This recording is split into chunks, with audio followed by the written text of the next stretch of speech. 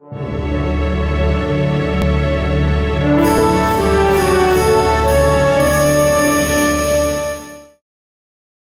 大家好，歡迎大家參加飛越我城粵劇工作坊，我係今日嘅主持人 Connie。依家就等我帶大家走入粵劇嘅新世界啦。呢個工作坊呢，可能會令你對粵劇產生唔一樣嘅理解同埋印象㗎。咁今日嘅工作坊呢，就會分成兩部分。咁第一部分呢，我哋好榮幸就可以邀請到梁飛彤小姐為我哋講解一啲關於粵劇嘅歷史同埋基本功。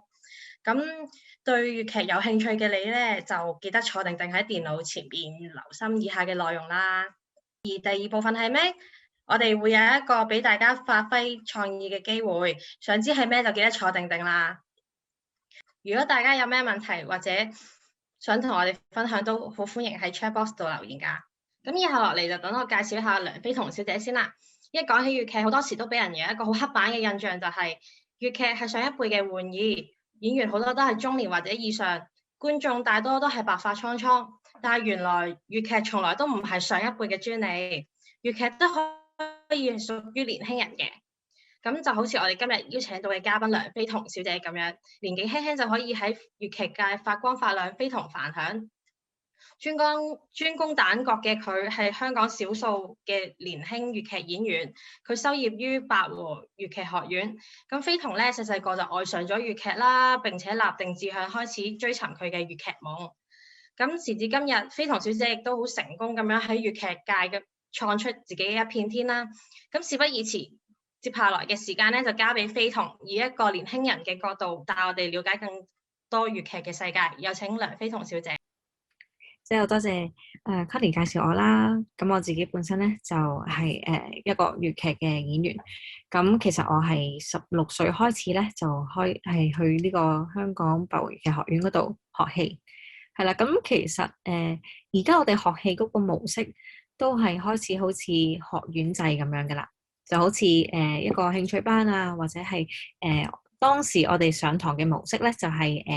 11點或者10點開始，咁就學到4點咁樣。咁樣就一個比較長時間，星期六或者星期日咁樣去學戲啦。咁我哋學戲裡面嘅課程包括會有唱腔啦，即係唱歌啦，跟住會有把子啊，就係一啲刀槍劍戟嘅訓練啦。咁同埋會有彈子功，咁就係一啲翻騰嘅舒展筋骨嘅動作。咁呢啲技巧各樣嘢我哋都會練嘅。咁呢個就係我初頭去接觸粵劇嘅一個學習嘅過程。咁之後咧，我再去咗呢個香港演藝學院嗰度學戲啦。咁嗰個就比較規範啲嘅，係啦，佢就係一個學院，真係一個高尚學院咁樣嘅學校嘅課程啦。佢嘅課程係得到呢個教育局嘅審批咗先嘅，係啦。咁我讀嘅專業咧就係粵劇表演，亦都係專攻花旦，亦都係我自己嘅本行啦。咁樣喺嗰度咧就學咗2年嘅高級文憑咁樣，咁呢個就係我學戲嘅過程啦。咁之外咧，我亦都會有喺八和油麻地粵劇新秀計劃裏面咧繼續接受呢個培訓啦。咁呢個計劃裏面咧係會有好多老倌我哋嘅前輩啦，佢哋會擔任呢個藝術總監去教我哋嘅。咁其實我學粵劇嘅呢一個過程或者心得咧，就會覺得係粵劇真係好需要口傳身授呢一個咁傳統嘅藝術，係一個好需要人哋去示範俾我哋睇啦。有好多嘢其實未必書本上能夠讀到嘅，係啦。咁樣好多時候啲前輩都話啊，可能我未必教得你咁多，好多嘢都要你靠自己去睇，自己去諗，係啦。我哋成日都會有一句說話就係話就係多想就不如多睇，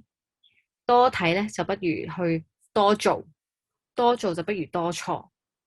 係啦，咁因為你憑你喺舞台上嘅實踐啦，錯得多嘅時候咧，咁你就會知道自己有乜嘢不足，從而去增進自己嘅一啲可能演戲上嘅嘢啦，或者係一啲舞場上一啲技術上嘅嘢啊，或者係各方面嘅打扮啊，各樣嘢我哋都係需要學嘅。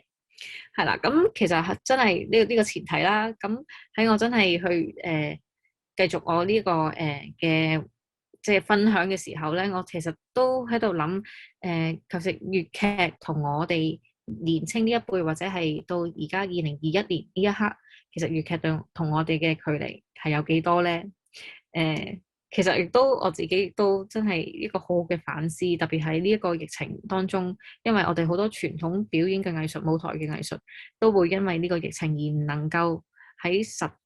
地嗰度同觀眾有一個直接嘅交流啦。我哋有好多同行，可能佢哋都會轉咗去做一啲網上面嘅直播啊，或者係會重播翻佢哋以前嘅表演藝術啊咁樣，咁都有種種唔同嘅方法去即係同啲觀眾繼續有互動嘅。咁但係其實呢一年唔能夠同觀眾有直接嘅交流咧，亦都真係會反思到啊，究竟粵劇可以用咩模式去生存啦，或者用咩模式去成傳啦，可以咁講。咁呢個問題啦，粵劇同我哋嘅距離有幾多咧？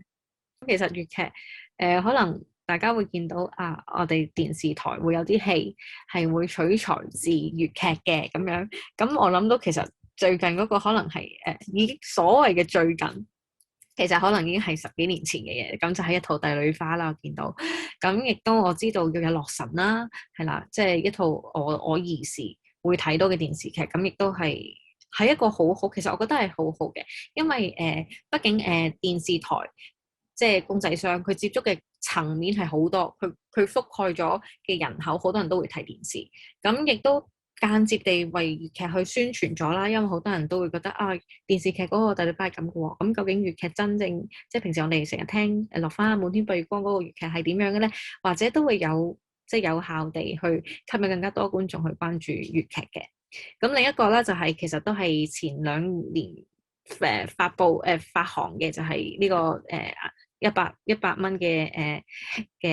銀紙啦。咁就係佢哋用咗粵劇去做呢一個嘅封面咁樣。咁其實都係好事嚟嘅，因為佢嗰次嗰個系列就係講話香港本土特色嘅藝術咁樣，粵劇係其中一項啦咁樣。咁所以有幾間銀行都發行咗有關粵劇嘅一啲造型照啦。咁我覺得其實都係好事嚟嘅，即係起碼喺我哋日常生活上嘅用品，咁都可能同粵劇係掛上咗鈎嘅。係啦，咁其實佢會用好多呢啲gimmick啦，我會講粵劇上嘅一啲特色咧，去加入咗佢嘅電影嗰度咧。因為佢本身呢套戲本身已經係戲，即係類似戲曲嗰個feel 嘅。咁因為佢本身已經唐伯虎點秋香啦，咁本身呢一套戲亦都係我哋粵劇一套好普羅大眾會喜歡嘅一套喜劇啦。我哋粵劇咁亦都係任白嘅任劍輝同白雪仙前輩嘅一套戲啦。咁所以其實就話，當佢用咗呢一個題材，再用呢一個嘅粵曲嘅題材啦，再用翻粵曲嘅一啲表演嘅手法，再加埋。其實佢係諗住做呢一個合成品，呢個電影係俾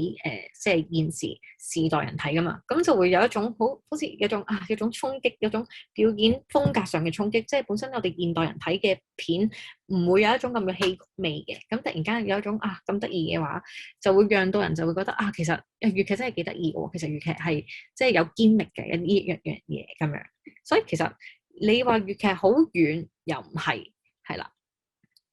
咁就真係講我今次一個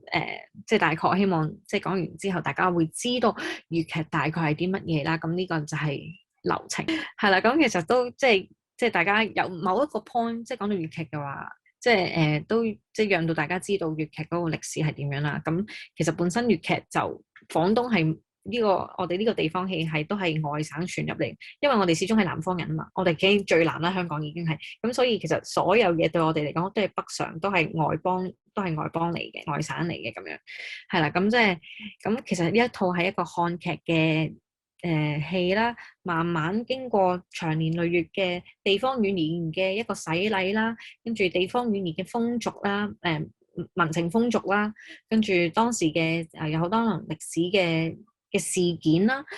亦都係慢慢成為咗而家我哋今日廣州所做嘅粵劇，係啦，咁粵劇都叫做廣府戲、廣府大戲，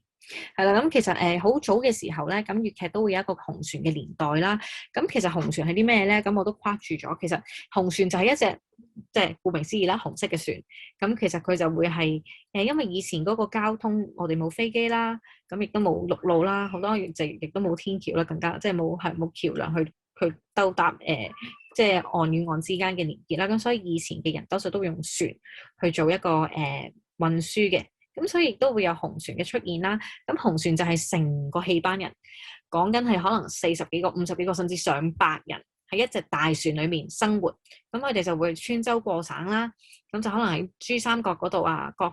個地方嗰度去表演。咁船裏面咧，其實包含咗好多嘢嘅，就包括咗成個劇院啦，已經係成個劇場，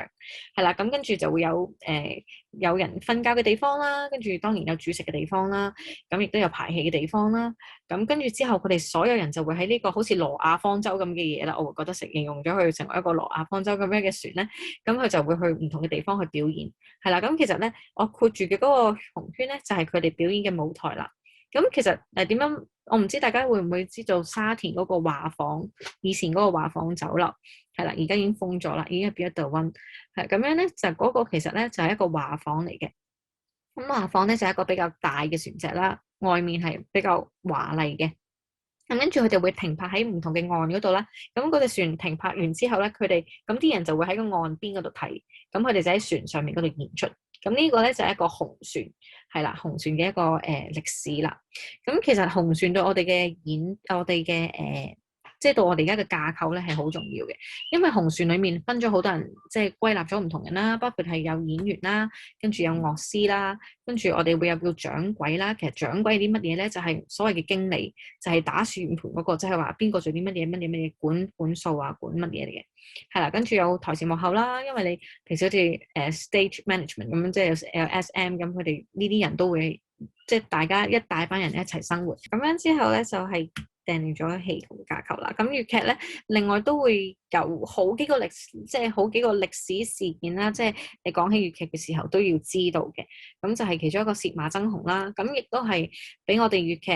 佢哋嘅一啲嘅改革，粵劇上嘅改革啦，包括係可能取材於外國嘅，因為以前嗰段時間就係啱啱外國嘅文化衝入嚟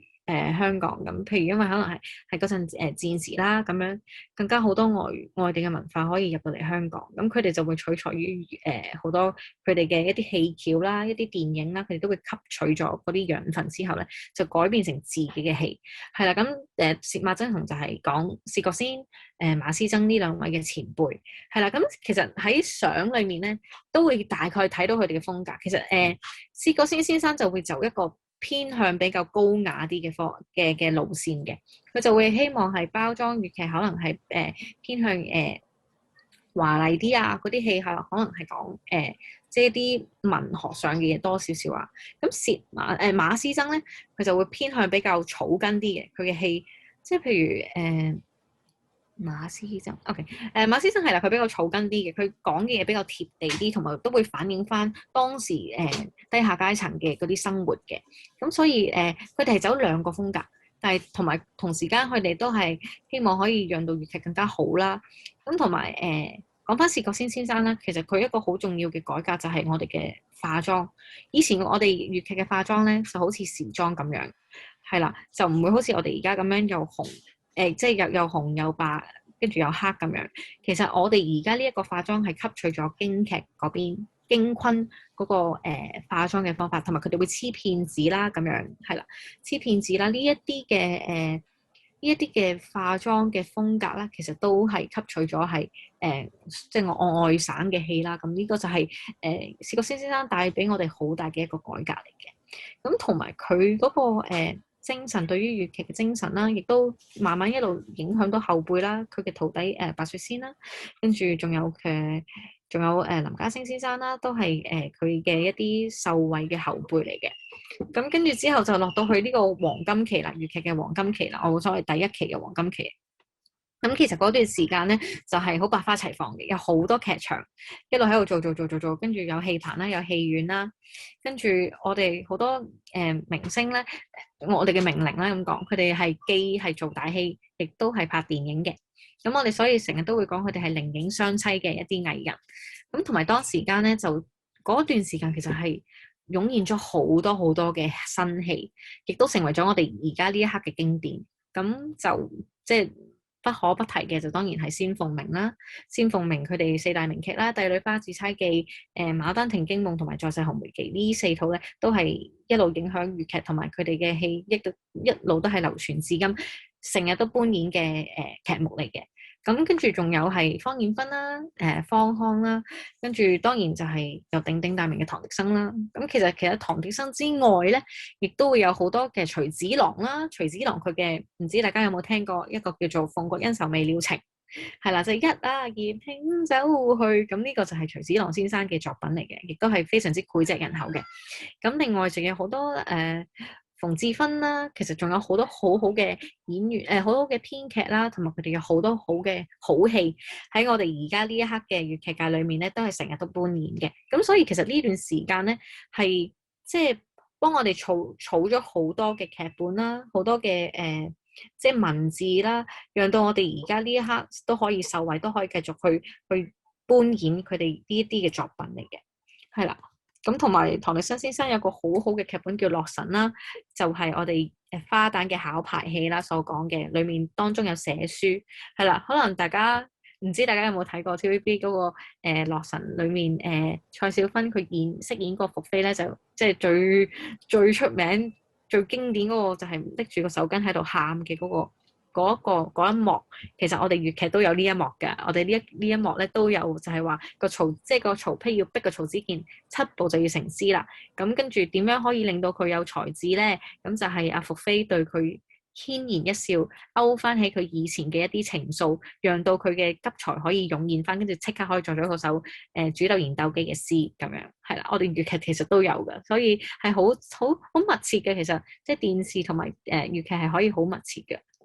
咁跟住之後咧，就係講話會有一個低潮期啦。點解會有低潮期咧？就係因為有電視嘅出現。其實好矛盾嘅，我覺得有時就係話，我哋而家咧就可能要靠電視去宣傳粵劇，咁但係亦都可能嗰個年代因為有電視，所以粵劇又式微喎。咁所以其實呢一個即係所有我覺得媒體嘅嗰個大家你高我低，或者係大家點樣互惠互利嘅呢個關係，其實我到而家呢一刻可能都要摸索下，因為即係當年就話係電視啫，咁而家就係互聯網啦，而家就係 YouTube 啦，而家就係好多唔同嘅社交平台啦。咁跟住一方面你就話可能啊，因為我哋而家有太多娛樂，啲人就冇時間就唔會坐定定睇大戲啦。咁但係你翻轉頭又可以講話係其實你大戲亦都可以試下踩入去呢啲嘅媒體嗰度，你都可以即係粵劇都可以係透過呢啲媒體去讓更加多人認識，或者係即係啦，認識又好，或者欣賞又好啦。總之係一個踏入去嘅一個門檻都可以嘅。咁所以其實呢個問題我自己都喺呢個疫情裡面成日都反思緊。係啦，咁跟住就係話呢一個低潮啦，講緊呢個低潮。咁其實有好多嘅我哋嘅名人啦，佢都會轉移陣地啊，即係可能佢哋會比較少啲舞台上嘅演出，而去咗好電影嘅廣播啦。咁即係好似我相裏面嘅鳳凰女女姐，咁佢都係一個好出名嘅名人嚟嘅。咁佢都係去咗電視台度做啦。咁我知道有梁醒波波叔啦，或者係阮兆輝輝哥啦，佢哋以前都係喺都入過電視圈嗰度做。咁反之亦然啦，另一個比較另一個喺電視圈跳入嚟粵劇界嗰個咧，就係我哋八和主席汪明荃，係啦，汪明荃博士。咁佢就反而係電視圈裏面跳翻入去我哋粵劇圈咁即係呢個即係其實係可以好 flexible 嘅，其實啲嘢都係啦。咁之後就講緊第二個黃金期啦。咁第二個黃金期咧，其實就係好即係有。即係好勁，其實嗰個風魔嘅程度係不下於我諗應該係姜濤啊，係啦，我相信其實以前追星嘅個風氣咧係不下於而家可能 Blackpink 啊或者各樣嘢，其實都有追星嘅。其實呢個年代從來都冇變過，只不過係個對象唔同咗啫。係啦，咁當年邊個最風頭等咧？就係楚鳳鳴啦，楚鳳鳴劇團裡面嘅龍劍生同梅雪詩前輩啦，佢兩個都係任白嘅徒弟嚟嘅，咁所以佢哋嘅名氣咧非常之大啦。咁仲有林家聲先生啦，咁林家聲先生其實佢係好，即係佢都有好多好好嘅首本戲啦，到我哋而家都有做，同埋以前我好慶幸地就係話同佢合作過嘅花旦前輩啦，都有即係都有教我係啦。咁所以佢嘅一啲演出上嘅心得或者精神咧，都其實都間接地都影響咗我嘅。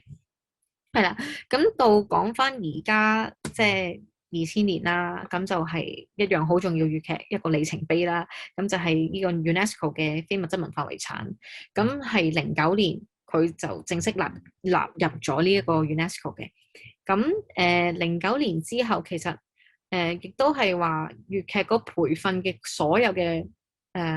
配套啦，大家嘅一啲理念啦，或者係點樣去實行嘅一啲課程啦、教育嘅課程啦，點樣去傳承嘅一啲嘅心得啊，各樣嘢其實都係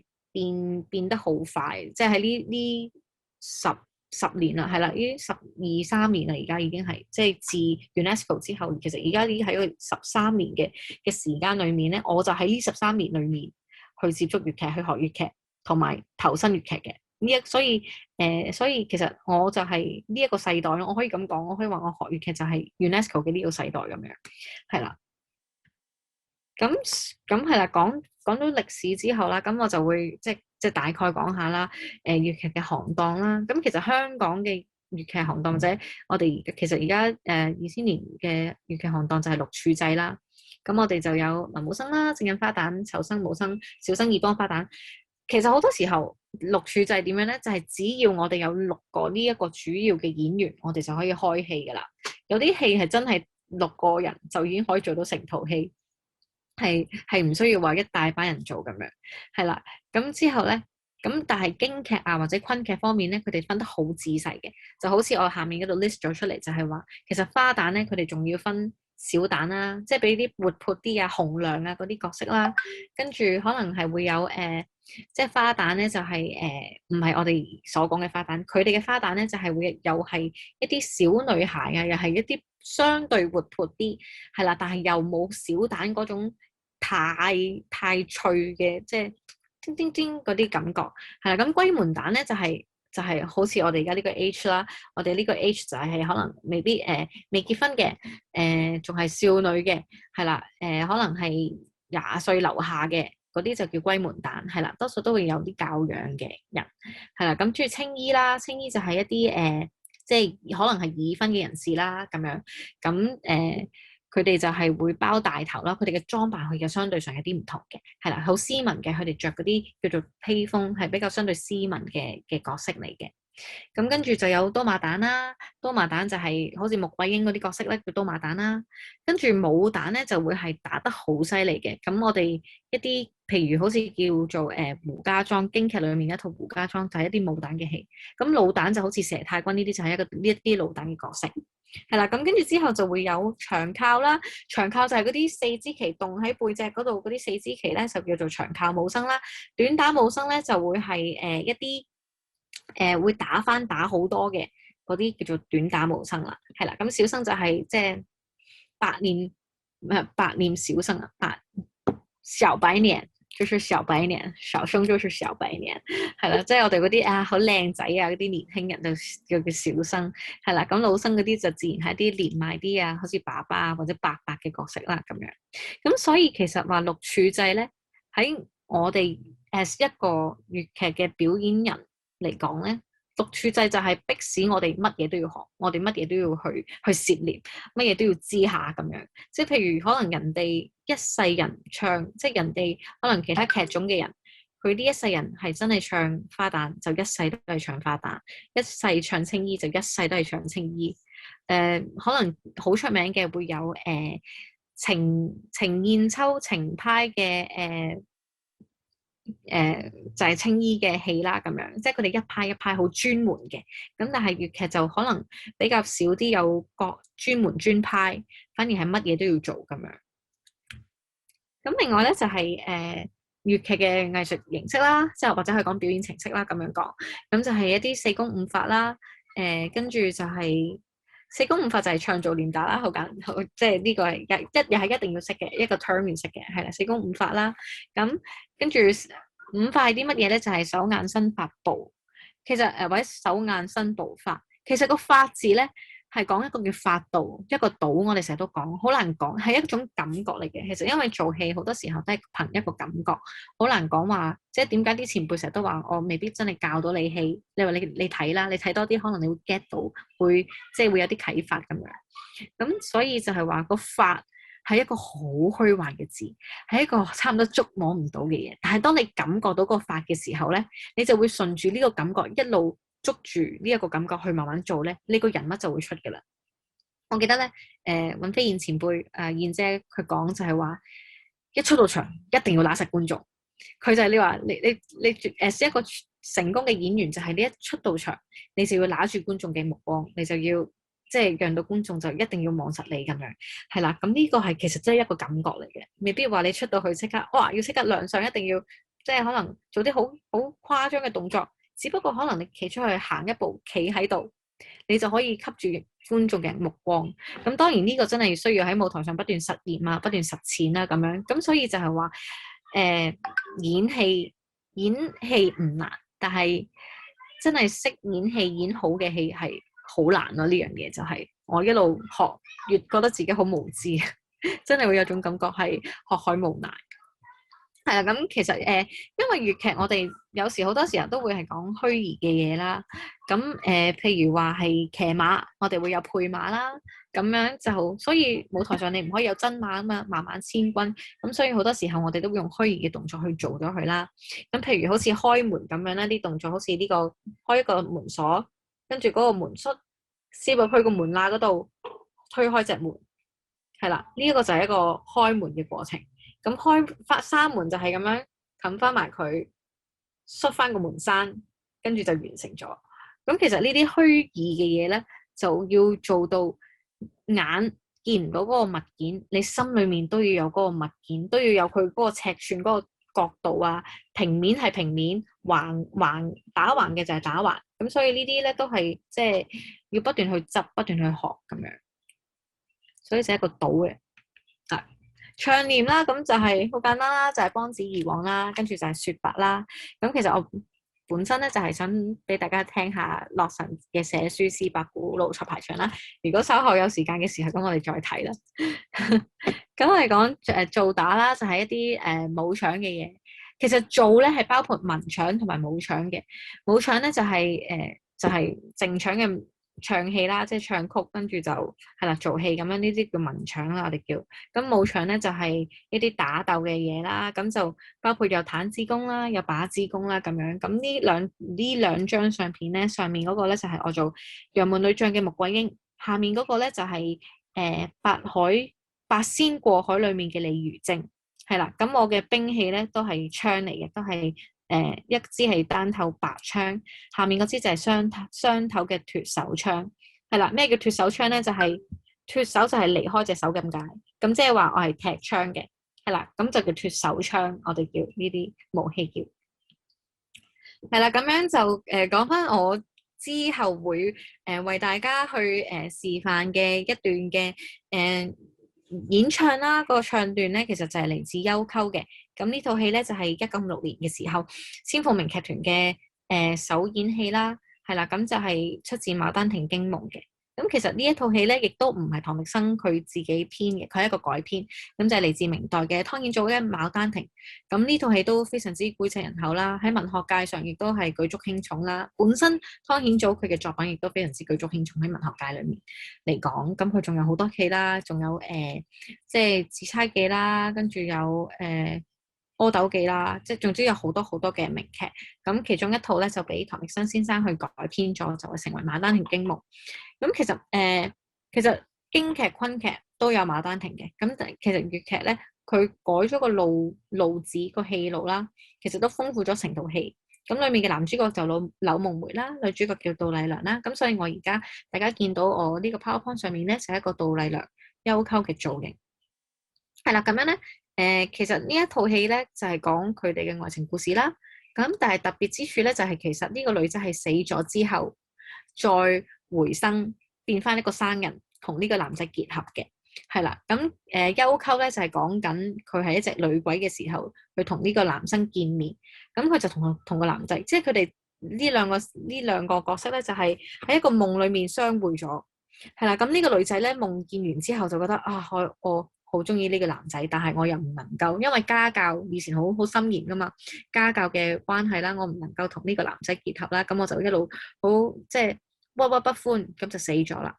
咁跟住咧，咁佢就死咗3年之後，喺3年裏面呢個男仔咧就嚟到佢以前住嘅屋企，咁而家已經變咗係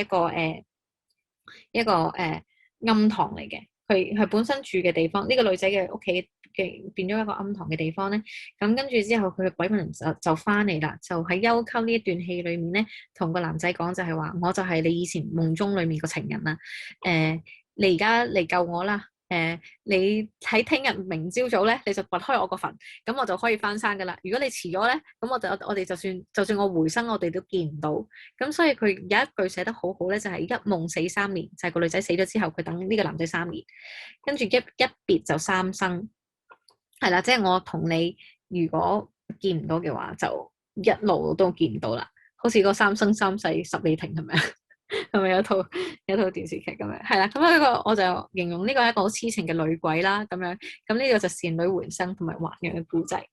係啦，咁呢個大概就俾大家知道啊，我之後示範會唱嘅歌詞係點樣啦。其實咧都係一個小曲嚟嘅，一個小曲，佢唔係唱梆黃，即係我哋平時粵劇嘅梆黃梆子或者二黃，佢係一個小曲嚟嘅。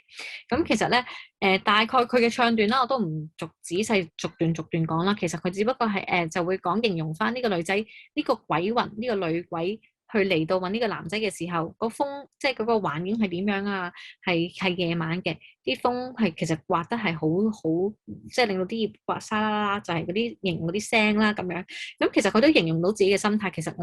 我都有啲驚㗎，因為我係女鬼嚟㗎嘛。咁所以其實佢好驚狗係啦，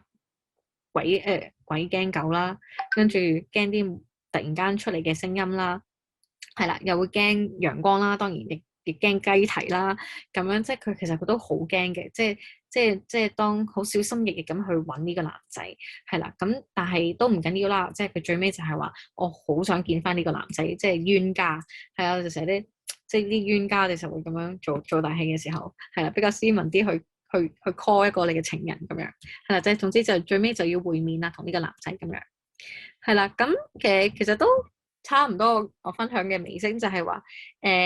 我哋講翻粵劇嘅禮儀啦，即係到即係最尾，其實 round up 就係話我哋粵劇係一個比較，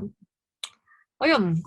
可以話係因為我哋係傳統嘅行業，讓到我哋比較相對地尊重呢個禮儀，因為其實禮貌係 suppose everyone，即係每個人都應該係有嘅禮儀咁樣。但係我哋粵劇咧都係有特別嘅，即係打招呼啊，譬如就算夜晚我哋見到大家都會講早晨，係啦，你會覺得好奇怪嘅，開頭嘅時候會覺得唔慣。夜晚去講早晨咁樣，咁但係我哋粵劇係咯，我哋每次戲班裏面第一次見人就一定講早晨，邊個咁樣，咁同埋我哋都會講辛苦啦，好多時候都會講係啦，即係辛苦大家乜咁樣，咁同埋有啲規矩啦，就算唔係戲行人嘅話，都一定要遵守嘅，就係話戲廂唔能夠隨便踢啦，因為佢哋會覺得可能會令到嗰個演員有唔好，可能會失聲啊咁樣。唔好意思啊，佢桃花女嗰個係 suppose 應該下面嗰個係即係第3行先係桃花女嗰個，就係話神雙女人係唔能夠坐嘅。咁都係即係一啲比較古老啲重男輕女嘅一啲禮儀啦，或者一啲禁忌啦。呢啲係即係話女人唔可以坐，但係唯一一個即係女嘅神仙係可以坐，嗰個叫桃花女。咁就係大家可以見到即係右上角嗰幅相啦，咁就係尹飛燕女士同即係上年嘅時候白王嘅一個玉皇登殿嘅演出，咁一個傳統嘅禮器嚟嘅。佢唱嗰啲唔係我哋而家講嘅白話，而係講緊我哋嘅官話、中州話，係啦。咁樣呢一個角色特別之處就係佢紮橋嘅3寸金蓮，好細嗰啲，係啦，好細嘅3寸金蓮咁樣。咁呢一個係一個女嘅神仙，咁就成個戲班。就只有呢一個演繹桃花女嘅女演員先可以坐神雙，其他人都係唔能夠坐嘅。所以你可以當佢一個 privilege， 一個專利啦，佢可以坐神雙咁樣，係啦。咁同埋就係話另外一個規矩就係話我哋拎面具嘅時候就唔可以講嘢，係啦。咁我下面嗰個就係做緊一個白骨精嘅角色。係啦，咁我出場嘅時候會戴個面具，咁就係凡係任何演員你拎住個面具咧，都唔可以講嘢，係啦，咁即係佢哋會覺得係因為佢本身係即係面具係代表嗰個神明或者係嗰個妖嘅嘢啦，你唔能夠隨便同凡人傾偈啊，或者即係會覺得可能會帶來不幸啊，或者係失聲啊，各樣嘢演出不順啊，咁樣即係有好多呢啲嘅禁忌，咁即係都會遵守咯，即係都係啦，大家都會遵守咁樣。我嘅 presentation 咧我嘅分享就應該係差唔多噶啦，係。好多謝非同小姐嘅分享，亦都好感激非同小姐喺百忙之間都願意抽空嚟為我哋講解粵劇嘅小知識。再一次多謝非同小姐。唔知觀眾又有冇對粵劇入邊唔同角色嘅造型產生興趣呢？無論有定冇都好，聽完非同小姐嘅分享之後，相信大家對粵劇都有更加深嘅認識同埋了解。喺呢一度，我哋再一次多謝非同小姐。希望大家都會鍾意呢一個工作坊嘅安排啦，多謝各位支持。聽完分享，終於到咗期待已久嘅互動環節啦。我哋為大家準備咗一個空白嘅面譜，大家可以發揮你哋嘅創意，用你哋鍾意嘅顏色為面譜填色同埋設計啦。創作屬於你哋獨一無二嘅面譜，大家可以用 PDF file 喺上邊畫又得啦，印出嚟畫，再影相交俾我哋都得。咁連結咧已經放咗喺 chat box 入邊㗎啦，咁大家咧就可以入去 download。咁大家完成咗之後咧，就可以電郵翻俾我哋，或者掃呢一個 QR code，將你哋嘅作品交俾我哋。咁喺4月1號去到4月16號期間咧，我哋就會有個網上展覽，展出大家嘅作品。咁詳情記得留意翻我哋嘅 Instagram 同埋 Facebook 啦。有任何嘅問題都歡迎大家發問。再一次多謝大家參加我哋嘅工作坊。如果大家有興趣嘅話，可以參加埋我哋其他嘅活動㗎。大家拜拜。